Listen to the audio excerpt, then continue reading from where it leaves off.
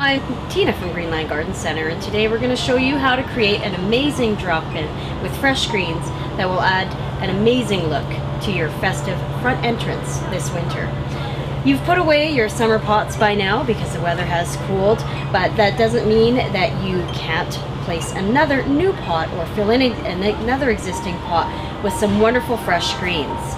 Though you may have your pot still by your front door with your soilless mix that you put your annuals in, you can certainly use that soil if it's still thawed. If it is not, however, the easy way to top up that pot is to simply use what we call a drop-in container.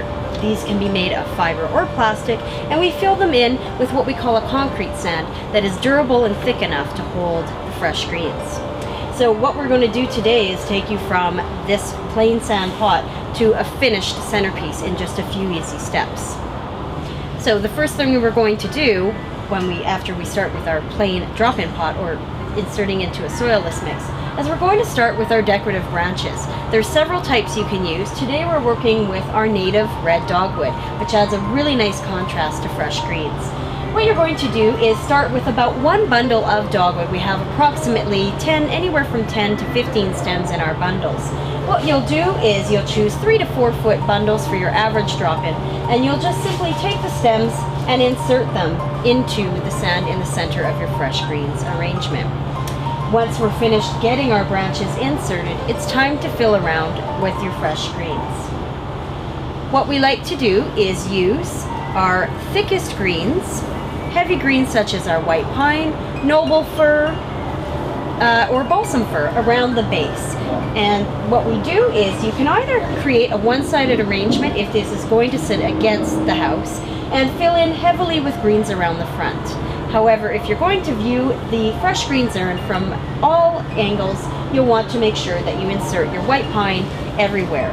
What you'll do is you will cut quite a few pieces from each bundle of white pine that you purchase using very sharp pruners and ensuring that you get nice long stems that will add some height to the arrangement.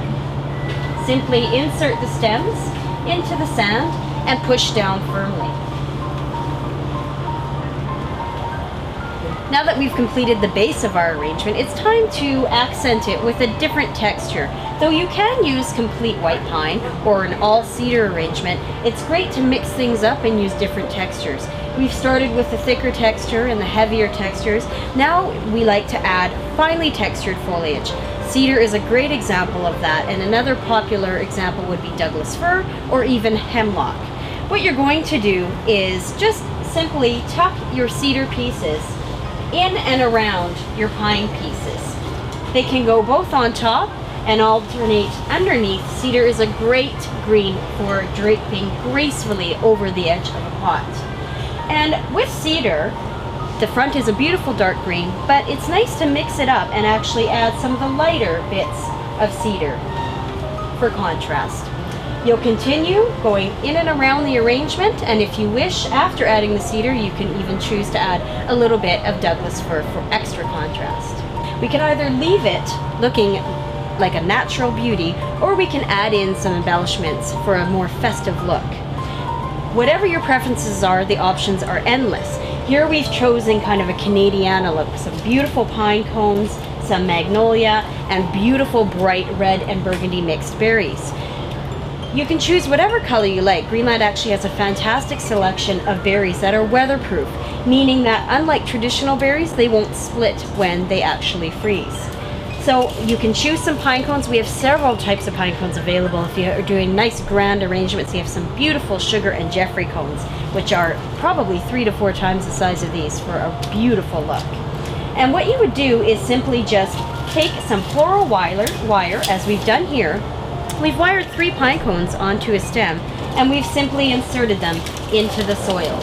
You can also, for another look, choose to wire the pine cones a bit higher in the arrangement. As for the berries, those simply are the very last touch, whatever color you use. Just ensure that you've got a nice sharp end and that you insert them in and around the arrangement. The average arrangement will use 3 to 5 berries. For the best look, choose to go in multiples of odd numbers. The last touch is a beautiful faux magnolia pick. Though we can use fresh magnolia in our arrangements here, The faux magnolia pick is a great choice because you can reuse these from year to year in your designs.